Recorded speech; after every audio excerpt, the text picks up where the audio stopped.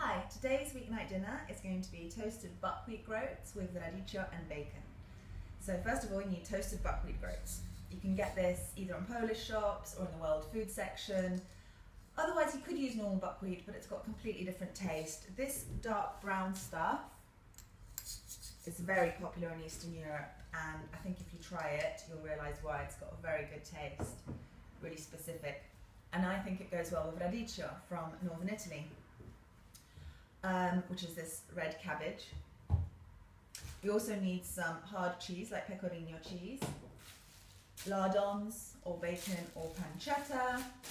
I've got a couple of handfuls of kale here, this is optional. Olive oil, balsamic vinegar, salt and pepper. First of all, we need to cook the toasted buckwheat groats. My grandma used to cook it and then steam it. She'd put it in bed, wrap it up in towels.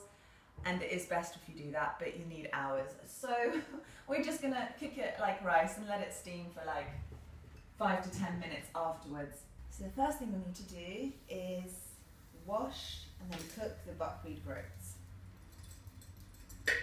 We just wash them under cold running water. I'm just gonna boil some water now because we want to cook the buckwheat groats quickly. And in the meantime, put the oven on. Something I now wasn't expecting. So the water's just boiled. I'm going to pour that over the kasha, or toasted buckwheat groats as we know it. There's about a couple of centimetres over the top. And I'm going to put that on to boil. Now we want to put the radicchio on to roast with the balsamic vinegar. Take any leaves you don't like off the top of the radicchio and wash it. Now chop the radicchio. First we're going to chop it like that into slices.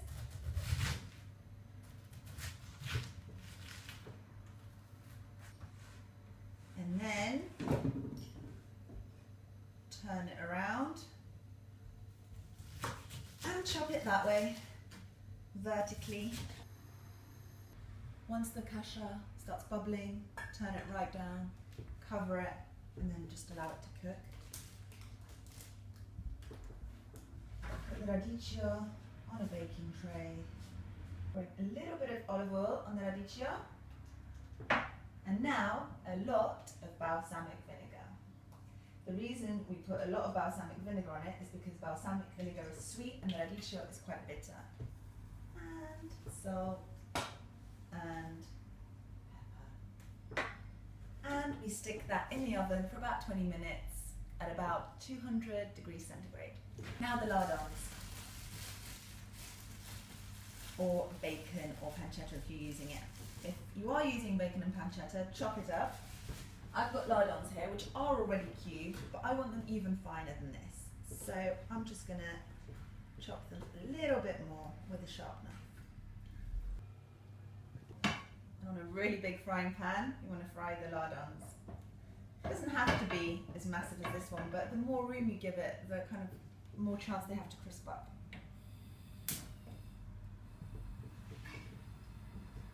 They don't need any oil, just pop them straight onto the frying pan. The kasha has been steaming for about 7 minutes.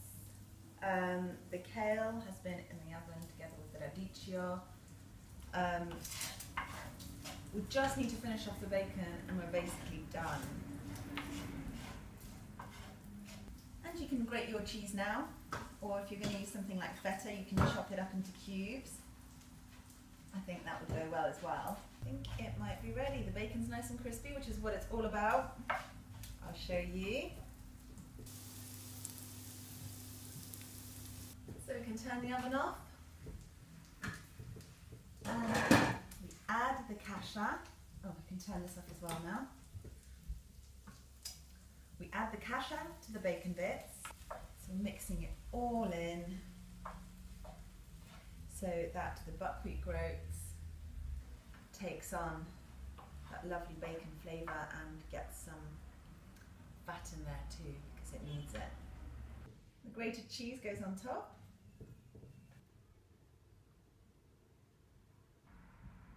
And that goes onto the plate now.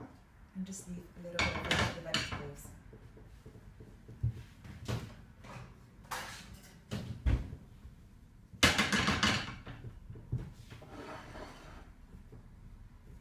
Which you can mix the vegetables into the buckwheat groats if you so choose.